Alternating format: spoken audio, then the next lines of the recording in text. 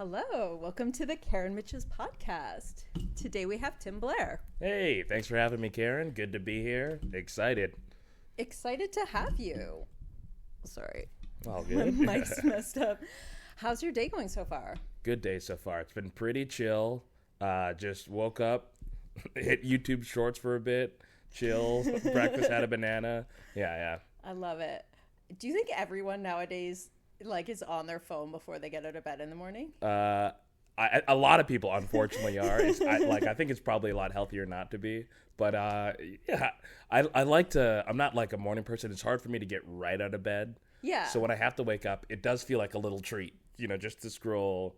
Hopefully, ideally for 5-10 minutes, could be longer. Yeah. Before got to start the day. I think it's no worse than in the past, I would have had the radio would have gone off and I would have been listening to True. morning radio for half an hour or something. That's for sure. But at least radio, I guess you're hearing some popular music, or you might be hearing news or weather. Where I think that TikTok algorithm is you plug in online immediately and you're probably just seeing some bizarre, something weird or. Yeah. As long as you don't rage bait yourself yes. first thing every morning. Just could ruin your day completely. Yeah, 100%. I've been getting into a lot of those weird, I think it's Chinese government propaganda, but it's just weird people cooking on the countryside or carving ornate cutlery out of animal bones. Yeah. Is it being made in China? Yes. Oh, yeah. This is Chinese content. Yeah. So I assume they got to comply to something, but it is peaceful. It's serene, and it's a bizarre window into another world. And I it feels good watching it first thing in the morning because it's China. It's the other side of the planet. They're going to bed as I'm raising up, and it feels like I'm clocking in with what the last shift was doing. Yeah. I do also, I love how obsessed we are with the most primitive ways of living yes. and simplest ways of living, as we go in the complete opposite direction. Absolutely. I remember, I would watch a lot of those primitive building channels that were on YouTube of it'd be two guys in the jungle building a pool, a house with a water feature. And then there was a big scandal when it came out that they weren't purely using primitive technology. Oh, shit. All these places, there was a YouTube content mill where they bring in tractors, which makes sense. They're they're building a spa in a day, but it was wild. Oh my god, I always want they must have it, but I want a time travel show that would show me if you get thrown back in time, how to make refrigeration and how to dazzle the people with your modern technology. No, that's great. Absolutely. Every day a new time period and another celebrity guest, just chuck them back there, Sabrina Carpenter with Jesus the Carpenter, going together. Yeah. So you were talking to me before we started filming about your new show. Yeah. I'm doing a holiday show right now. It's probably finished by the time this comes out, but an improv show at the Assembly Theater in Parkdale on the West End. It's based off of an improv format from Dad's Garage, which is this long-standing improv theater from Atlanta. A lot of great performers have come out of there. But they have this format where it's the Christmas Carol, Dickens' The Christmas Carol, invasion. So they have an invader, a different improviser, a celebrity guest coming in as a random character, kind of what's the word I'm looking for? I want to say unwielding, but that's not it. Just kind of messing with the plot, screwing the plot around. Yeah, it's a good time. I love it. So you have to already know this story and be on point with it enough that you can handle this random person who shows up. 100%. Yeah, it's been a good challenge for me because I haven't really been acting in a little while, do a lot of commercials and comedy stuff where I sketch. I'm barely acting. I'm having fun with a friend, but yeah, this is all in Dickensian English, real text pulled out of the book, and then a random character who's we just had Shredder from the Ninja Turtles. So it does kind of bend when you're improvising a bit, but it is a fun challenge, and it's seeing where the play's happening, it's going on, and then this other character, a whole different world kind of bends it out of shape, and then the goal is synthesis to seamlessly weave Shredder into the narrative of Christmas Carol. And, it's been working. It's been a lot of fun. I love that. It speaks to the amount of talent some of these like improvisers have. Because you do think of it as like, well, it's people making stuff up. Yeah. But that's so much structure to put into it that you have to like actually remember the story and be speaking in this way. Oh, absolutely. And then handle it and then be loose and making stuff up. No, it's incredible. I'm like baffled. Like, yeah, especially like a lot of the other improvisers in the show have a bit more theater experience, so they're able to like improvise in Dickensian English. Like when I start improvising, it's obvious. I'm talking like me. I don't have the syntax down of the Dickensian times, but it's an incredible skill, and like seeing people dive into the wealth of knowledge. I think that's one of my favorite things about improv is like you find these shows and in there's these opportunities to bring something like a lot about, just off the cuff and work it seamlessly into a scene. Like, yeah, like I guess these are people who are like familiar with the Dickensian texts and books and have done the show like a million times. Like, yeah. Yeah. Something that can seem really simple at first might have like so much depth to it. Yeah. That's crazy. So I'm curious when you say like you're talking about the improv from Atlanta or sketch from Atlanta and that like where is most famous for sketch and improv? Oh, that's a good question. Probably Chicago because of Second City. Yeah. Like that's one of the big institutions. I'm not super qualified to be speaking about this, but I know a little bit. Like improv has kind of like it is like took different routes around the world as we know it like now. Like one of the big proprietors, but not the first, of course, was Del Close, who was a director, crazy, racist heroin addict who like, came up with a lot of these forms and a lot of strategies. Yeah, that's what he's known for. He was a talented guy, but also an awful person from like all the stories you hear about people you talk about, but, a legend. And, it's like people doing these shows in Chicago and like taking these formats and bringing them to other places. So improv is very like regional, where there's a lot of the same games and a lot of fundamentals in different places that have different names and different colloquial terms. But it's mostly the same stuff. There's of course different approaches, but yeah. So wherever you're sort of growing up, there's probably some regional scene you can get into and grow up there. Yeah, and it's cool when you live in a city like Toronto or at Chicago, of course, that are these feeder cities. You see people come in from a certain location. You see those styles and, what that environment brings. Like a lot of other places in Toronto, outside of Toronto, sorry, a lot of improv theaters have a lot more space, just because, you're not competing to buy an improv theater downtown Toronto where, bathrooms are in the basement and it's really small. So, it seems like they might take a lot more time or be a lot more physical. Like it's weird, like environmental factors like that really, affect, players' performance styles. Yeah. And then what's the game in Toronto like outside of Second City? Like, oh yeah, there's a lot going on. Bad Dog Theater is a really popular theater as well. Great teachers.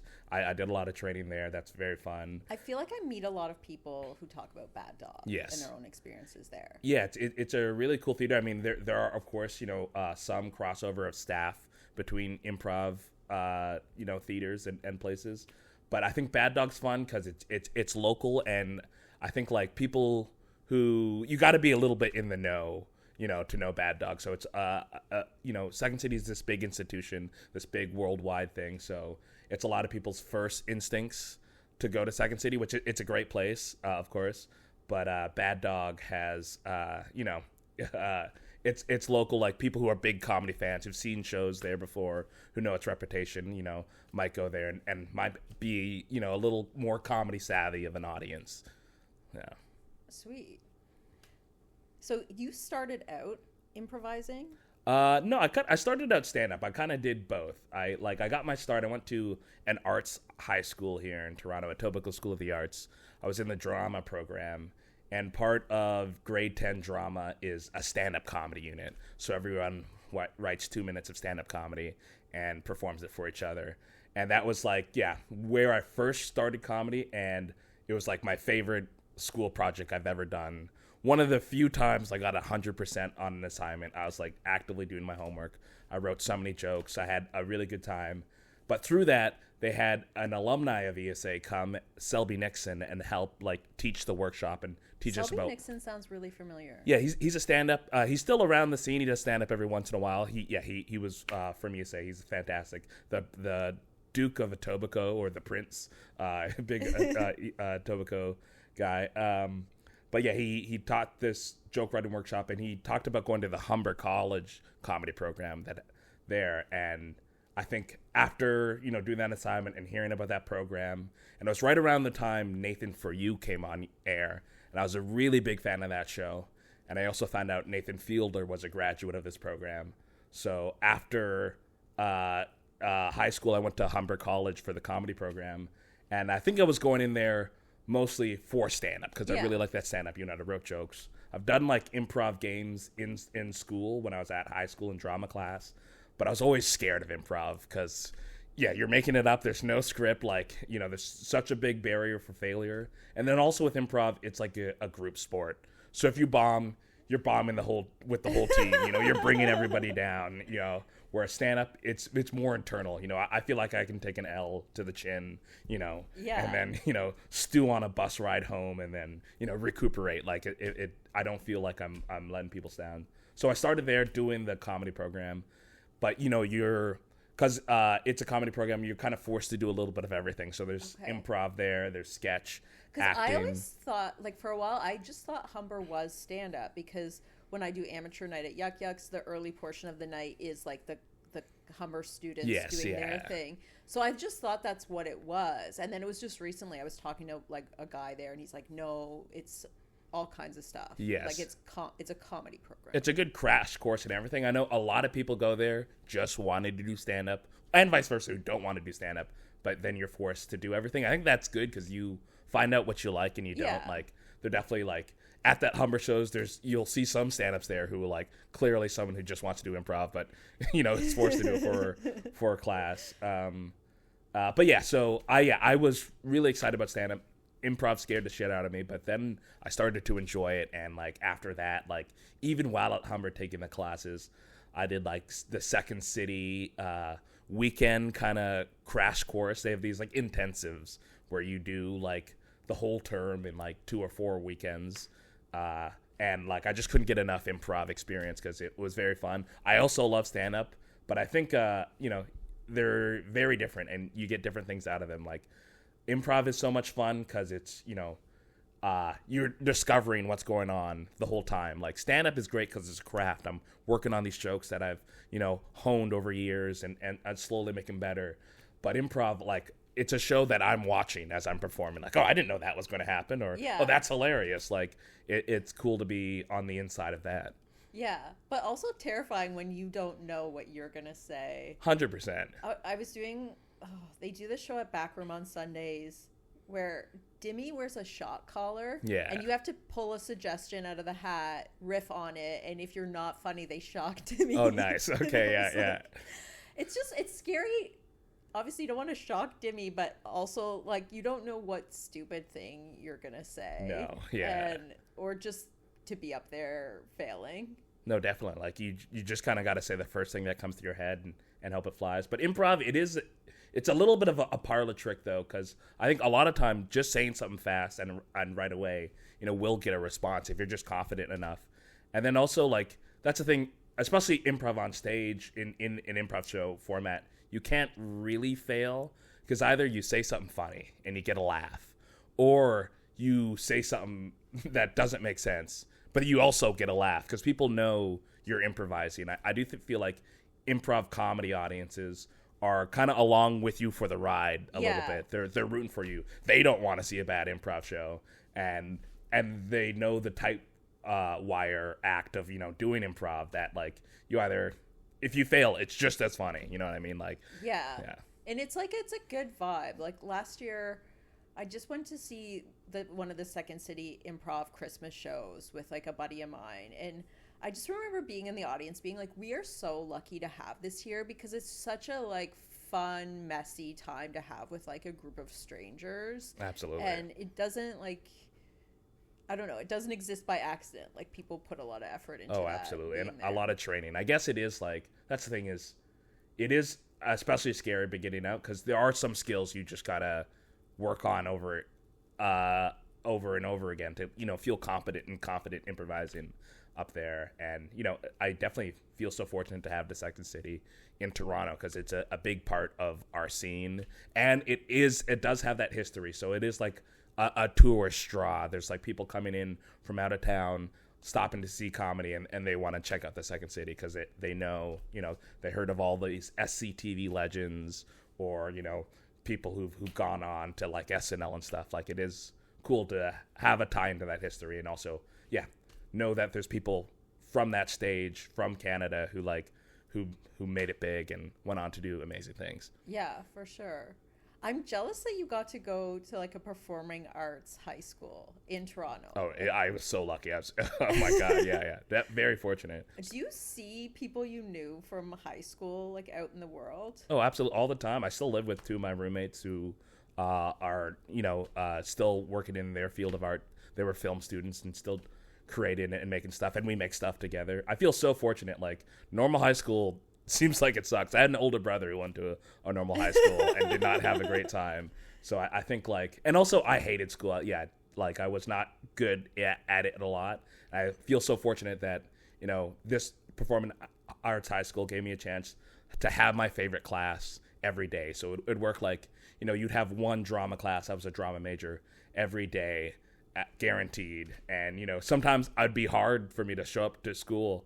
Like, I was someone who'd sleep in and kind of skip class, but I never want to miss that class because it was a guaranteed good time. Like, yeah, definitely like feel so fortunate, like got to get a really good appreciation for arts and performing. I think it was a little bit chaotic though, because I went in right at the time Glee came onto air, which was, it's a big show, but that just gave the music theater major program of our school just a little bit too much confidence. No, all of a sudden, what those they were doing was don't cool. Need encouragement. I know they were, it was tough. A lot of impromptu songs breaking out in the hallways, and I remember they did a TVO documentary about Canada's sort of like show choir or Glee kind of performing industry, and our school ended up being the rich villains of that documentary. We were the kids who got all the money they needed to and were talented, and then there was Wexford and art school on the East End that were like the underdogs that were had the raw talent but not the same kind of funding. It was wild. I love it. Yeah. You were from the villain school. yeah.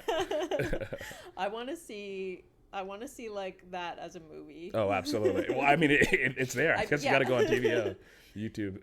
Did you see that one a couple of years back? They did the theater camp.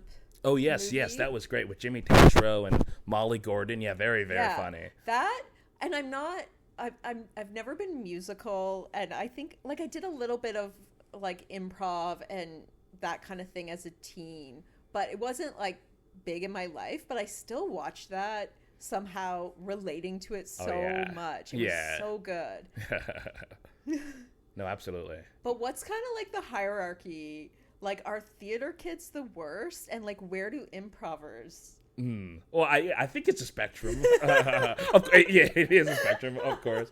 I would say, improvisers. There is a lot of crossover between theater kids and improv, and I am definitely not a musical theater guy, but I do love improv musicals. So those shows, when done right, are like some of the best time. Can you sing? No, cannot sing at all. I'll go for it in an improv context, and that's the only context. I hate karaoke.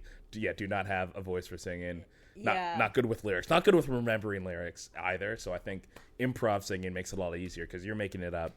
Yeah, I can't carry a tune, so I could only do music as a joke. Okay, yeah. But it's weird because you want comedy and music to still be good. Oh, absolutely. Yeah. It's the best when both are impressive. That's the thing is when one's not as good as the other, it only highlights, whatever you're worse at. Or it's like, yeah. Yeah. And it's crazy the number of like actually musically talented people there are in comedy. Oh, there's so many. It's insane. And it's like, yeah, I'm always baffled where it's like, oh, you have real talent. Like, what are you doing comedy for? Yeah, you got a real, tangible skill that's is impressive to everybody. And that's, yeah. Do you ever feel like as a stand-up that you belong to the worst group? No. They all have their different strengths and qualities. I think improv or stand up, sketch is definitely improv are almost the same thing, but it's a lot of the same kind of people. I also think, but maybe the difference is how extroverted they're going. That's like I do think. Improvisers just have a little bit in general have a little bit more social skills than stand-ups, and I think it just comes with it being like stand-up. It's a bunch of lone sharks all up on a lineup. You work on your act. Where improv, you have to work together, and in doing that, you understand someone's like. Especially like a good improv troupe, you get to know someone's rhythms and their sense of humor, and you get to know how to set them up for success. Yeah. I feel like there's some stand-up comedians that I want to tell to take an improv class because they're like not playful. Yeah. And then I'm like, it would help you because you have to play with the audience a little and let people sometimes play with you, and it's like. You should loosen up. Absolutely. There are a lot of stand-up comedians who could benefit them to take an improv class, but I would think it would hurt the improv class. Absolutely, for sure. At the same time, they got this curmudgeon in the corner, cracking the darkest jokes they're not prepared for. But hey, yeah, I guess you got to break some eggs. I love it. What do you feel about just like the stand-up scene over time, like, and how it's changed in Toronto? It's been cool to be a part of, and I've been doing comedy for about 11 years now, so I definitely have seen it change. Like, yeah, I am no way like a veteran. Like, there's so many people who've been doing it a lot longer before me, but it's been cool to see myself age in the scene and my in relation to newer comics. I think I'm so like. Feel so fortunate to be a part of the Toronto scene. I think it's a really great scene it's a really great place to get good and get experience.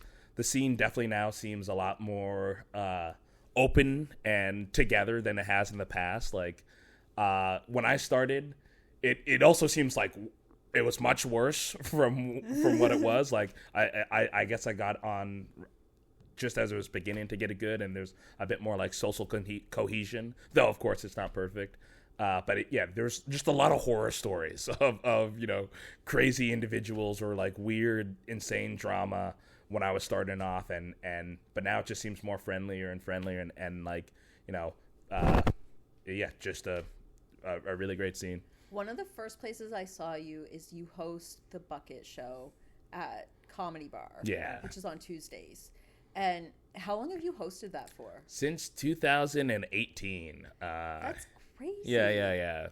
It's a good spot. I like started hosting mics maybe 2 years into comedy. I started with this mic called The Central that was in Mirvish Village, right beside Honest Ed's pretty much. Oh. And I like just having a weekly obligation to do comedy, where it's like no matter what, if I'm not booked on any other shows, here's one comedy thing I'm gonna do, and I think that was super helpful starting out.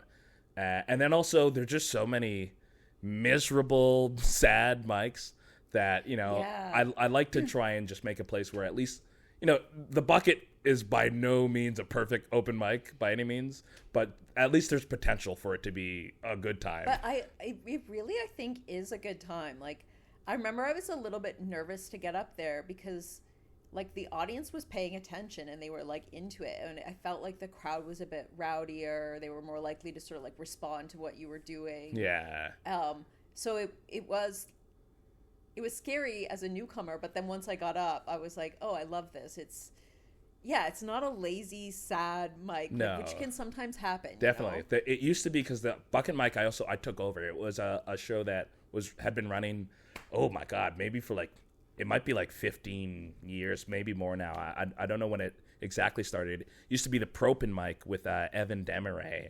But pretty much... What? The pro pin? Because it was the show before Comedy Slam now, which was 5 for 5 at one point. There's been a lot of rebranding. It's the same old show, Tuesdays at Comedy Bar. But it was the pro open mic, so it'd be a book show of pros, you know, getting to test out their new stuff, and then an open mic bucket show immediately after.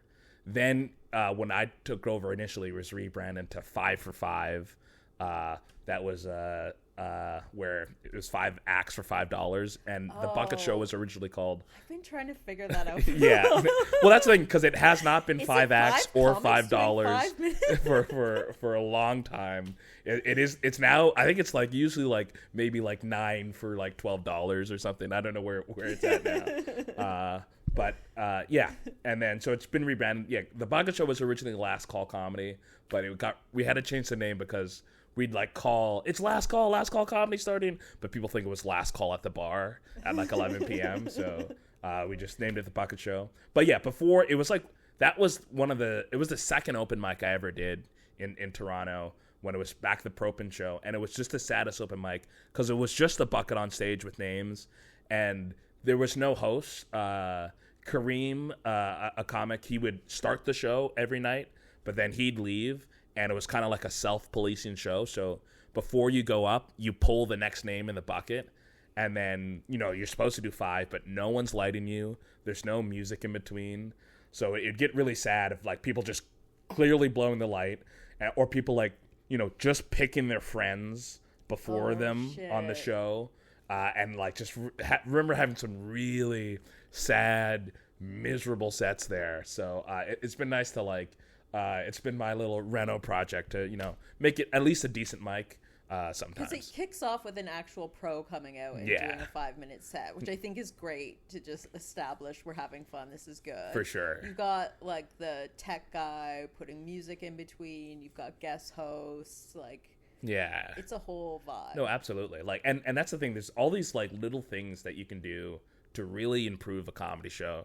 You know, like... Yeah, where, you know, you have a bad set sometimes and people blame the audience. And, you know, you can't blame the audience. But sometimes you can blame the producer a little bit, where it's like, you know, just like things like, you know, tweaking the lighting or changing the stage or rearranging the room can really elevate a show and make things a good time and gain trust in the audience to relax, to laugh, and to have a good time. Like, this is, yeah, probably one of the nerdiest shit I know, but I love about comedy, and something I learned at Humber, which, you know, it's a little cerebral, but they talked about catastasis, which is the you know, the feeling or the emotion you are in when you're ready to laugh and willing to laugh, where it's like there's certain things you can do to improve catastasis, make people ready to laugh. You know, like if you just witness your cat being put down and I turn to you and tell a joke, it might not be the best time. Yeah. You know, maybe if it's your good friend that you have, you know, rapport with,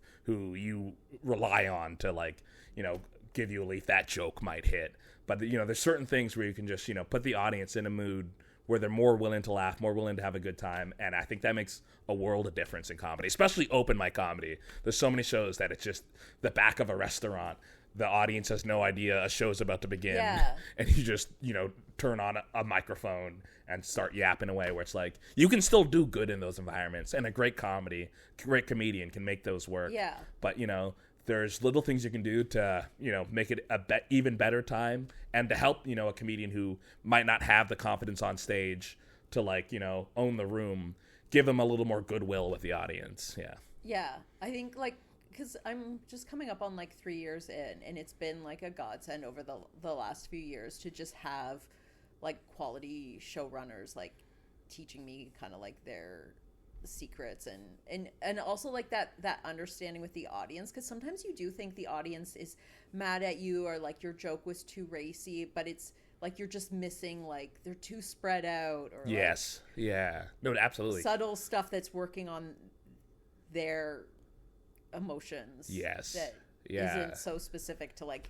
oh, they're mad at me. 100%. Yeah. And it just takes time to like realize, because those are the parts of comedy where I think like knowing those things and being aware of it, being able to address, you know, something that might be bothering the audience. I think what what really separates like amazing comedians from good ones. But there's also like those are like weird little skills you just have to like pick up or be let in on, where it's not as obvious as joke writing, which I guess is maybe a lot more important. Like you could have the best, nicest club in the world, and if there's bad jokes, it's going to be a bad show. But I think these are skills that can take you to the next level, especially once you've got the basics and fundamentals understood. Yeah. What's something that was like a hard learning curve for you with comedy? Oh, crowd work. And I think this also comes from the same place of being afraid of improv. I started as a one-liner. Like my real Anthony Jeselnik was one of my biggest influences starting comedy. Because I really love, just a joke you can quote to someone. Like, yeah. I think that's also, you're into comedy is like, at least mine was, quoting jokes I heard on YouTube to my friend in class and hearing trading jokes. So I really appreciated one-liner, succinct jokes that, you could learn. And when I started, I had a lot of them, but it was just so hard for me to stray away from the script and interact with the audience. Like got so nervous every time.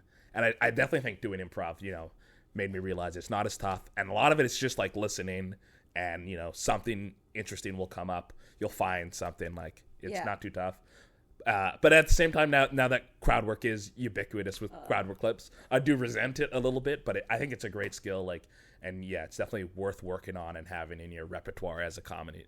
I think it helped me being at mics with really new comedians who are not good at it, and then trying crowd work and being bad at crowd work and still getting laughs. Yeah. And then realizing like to get the crowd to laugh at a joke, you don't have to have like a Jeselnik level of joke. No. You almost just talking to them is funny. 100%. Yeah. Like it's the lowest like level of joke. Yes. Because it's something about they're out in public and someone's talking to them, so it's easy. Yeah, absolutely. I mean, well, it's so similar to improv. It literally is one-to-one of like, it just engaging and, something weird or something incongruous always happens, and just drawing attention to whatever that is gets a laugh, or just, having a response ready, like just being able to say something immediately back. It does not have to be the funniest joke, but you have something that, you say confidently right back, like doesn't even fully have to make sense. You can still get a laugh.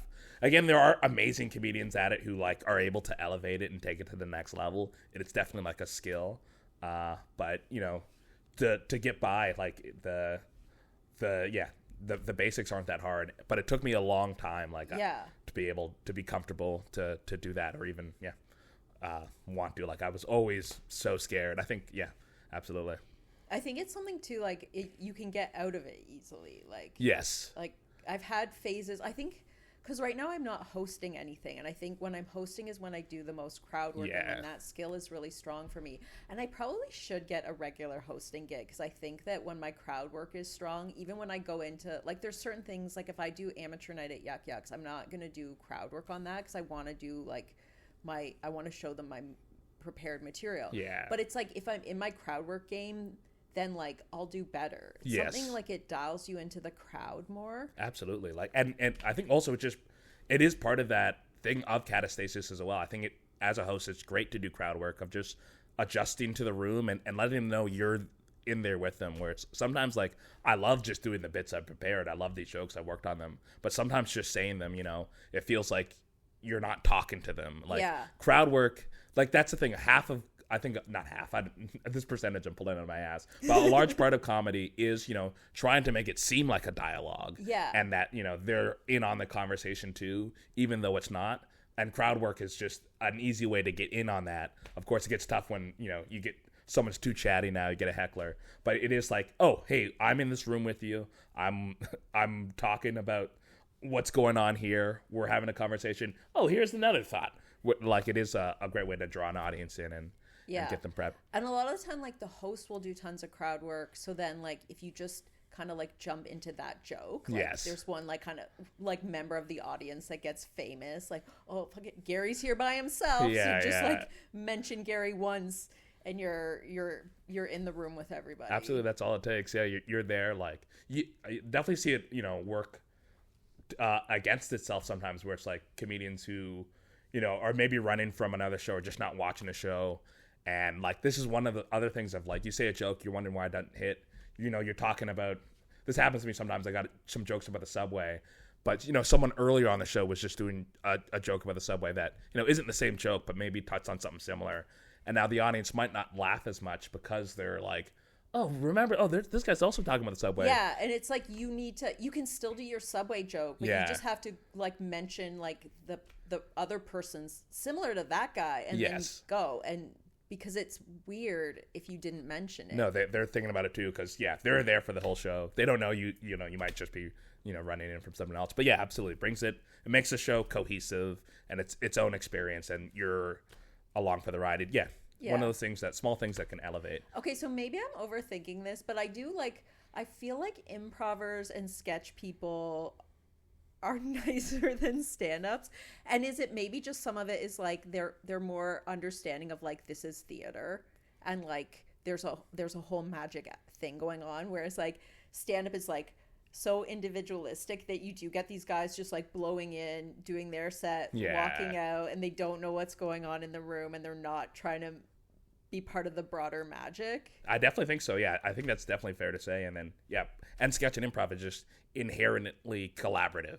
And so you got to be able to, work with other people and have conversations. And especially like sketch, sometimes you got to, critique your sketch troupe's joke or something. And, that can be tough where you're vulnerable, your art and stuff, but you got to be able to have these hard conversations about like, I don't know if this is really the punchline and stuff. So I think, they're.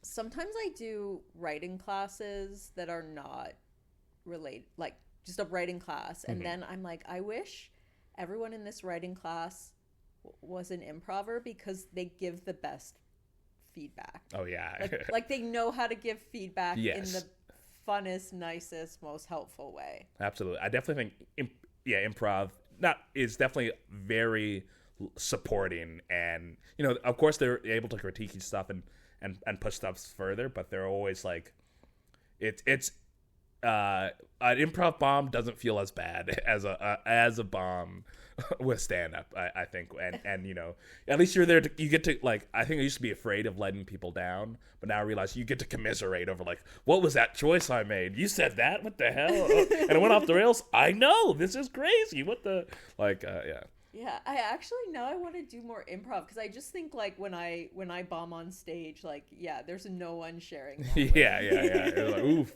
good set.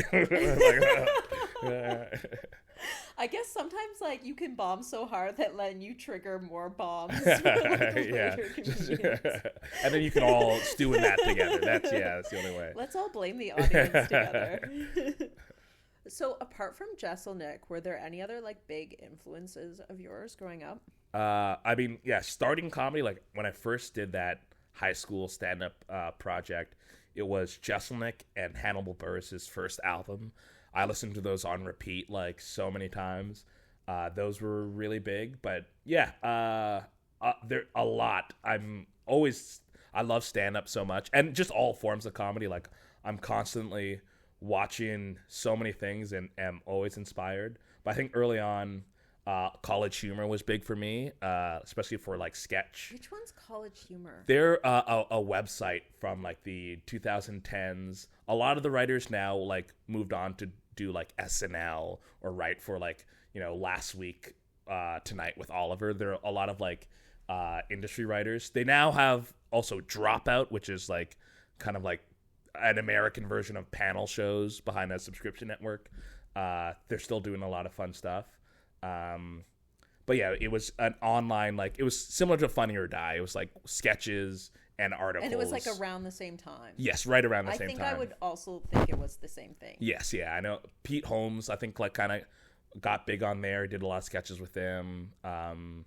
Yes, that was a big influence. Derek Comedy, I remember that's where I first learned about Derek Comedy. I think I learned about College Humor through Derek Comedy, which was Donald Glover's old sketch troupe. Oh. And they had some like really classic, hilarious sketches. Picnic Has Glover Face. done comedy since he got into like his Atlanta? And Well, yeah, Atlanta is like, I mean, it's a little surreal and serious sometimes, but it is a comedy. But he hasn't done like stand up to my knowledge. But yeah, I think there's always like definitely a clear sense of humor with a lot of his work and very funny stuff. Yeah. But yeah, I think Picnic Face was also came out of that like early.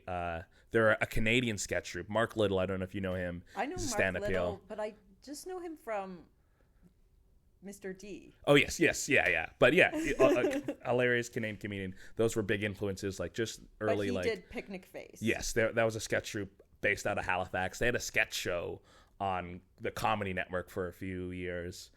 There's a lot of Canadian comedy that inspired me. Also, I remember Hot Box was another comedy show that Pat Thornton, another local guy, had came on right when I was the perfect age in middle school, and would quote that so much with my friends. And also remember listening to a lot of CBC comedy, Laugh Out Loud with Ali Hassan in my car with my parents growing up, and Mark DeBonis. I remember hearing a Mark DeBonis joke maybe when I was like 12 or 13 about his friend who would drink the lemon water they'd give you at Swiss Chalet, and that's sticking with me.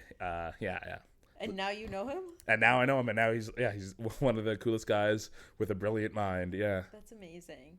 How did you end up putting together Tall Boys?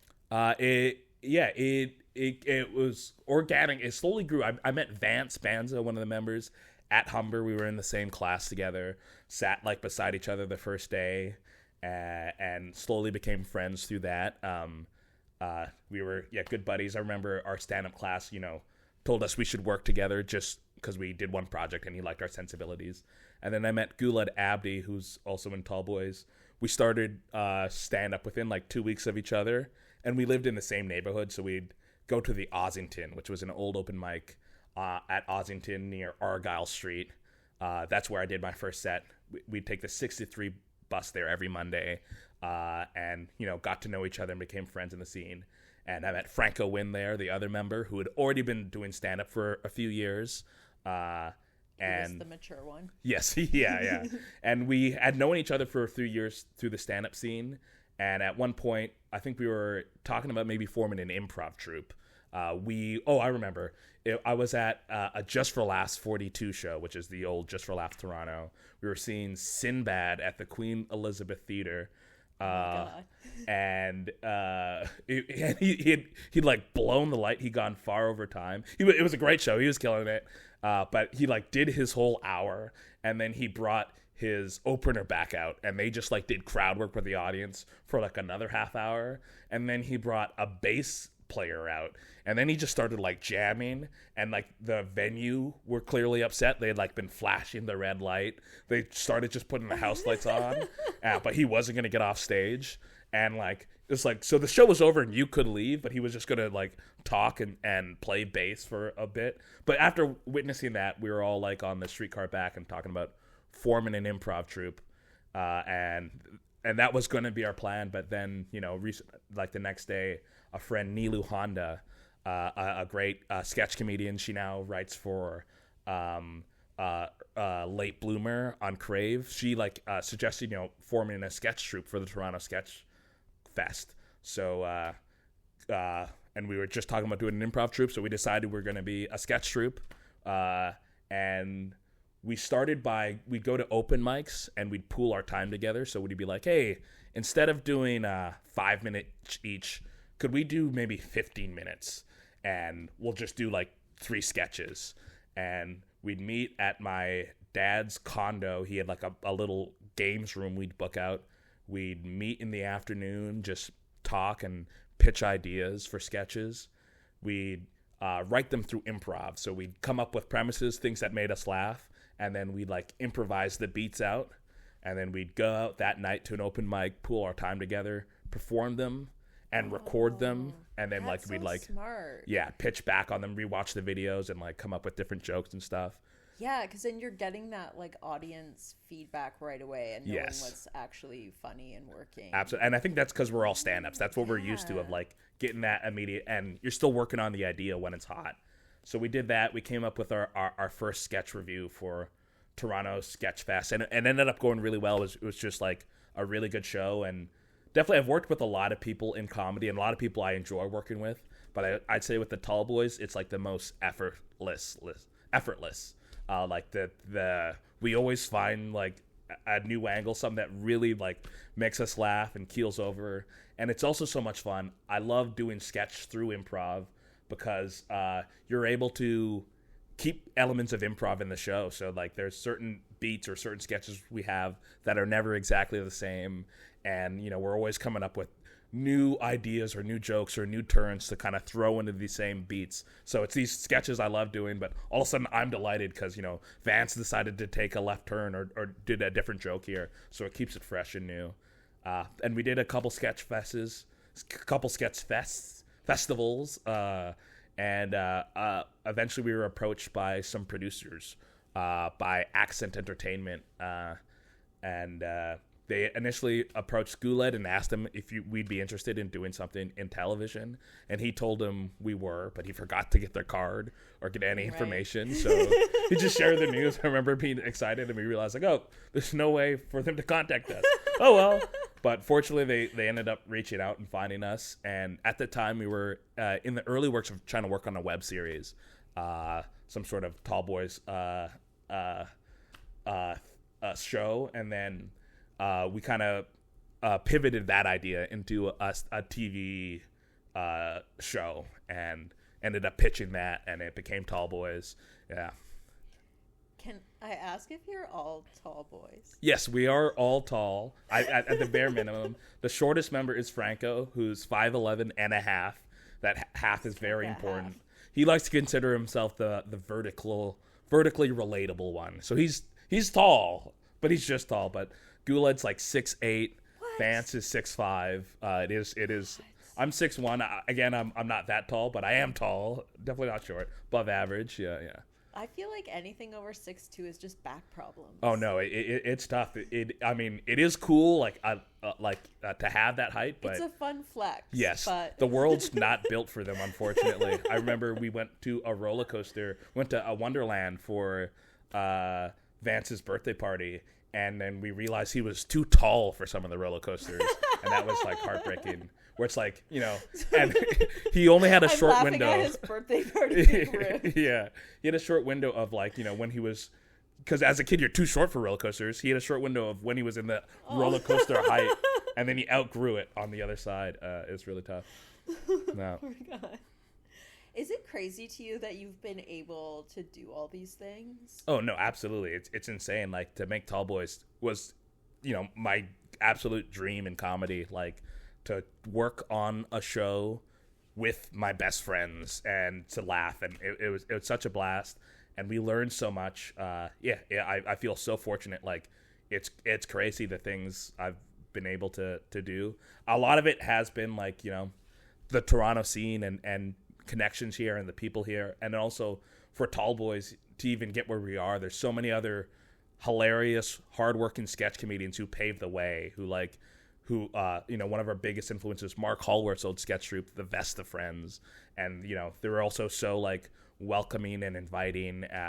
Tony Ho, another sketch troupe. I love Mark so much. Oh, Mark's the best. He's been on here, and he teaches at the... I guess he wouldn't have been teaching when you were in the Humber. No, but he was around. He was there for, like, he volunteered, and he substitute taught. So, okay. I know him through Humber. He one of the best dudes of all time. But yeah, other sketch groups. Tony Ho helped us direct our first sketch video. Like, it was the scene who, like, made us what we are, and I, feel so fortunate, and just want to be able to, like, return the favor and uplift, what we can do here in Canada. Yeah, because it's almost like when you say what you've done, it sounds like something you'd think of when you were 15, and it would never happen. Because this is yeah, it's insane. But it is like there is like people here that make that absolutely possible. Yeah, a big part of it was Bruce McCullough from Kids in the Hall. He had just moved back to Toronto, and him and Vance had worked on some stuff before that didn't make it to air, but he saw Tall Boys. He got involved with the producers, and like just him having his experience of Kids in the Hall, he was like couldn't really ask for anyone better to helped us shape sketch and work together. Very huge. Is there anything like within the scene, the broader comedy scene, that you feel like you would want it to be different? Um, Good question. I mean, yeah, probably a lot, but I just think more. And I think we're getting there. It's always seems to be getting better and new stuff, but yeah, more opportunities to like showcase, the comics we have here.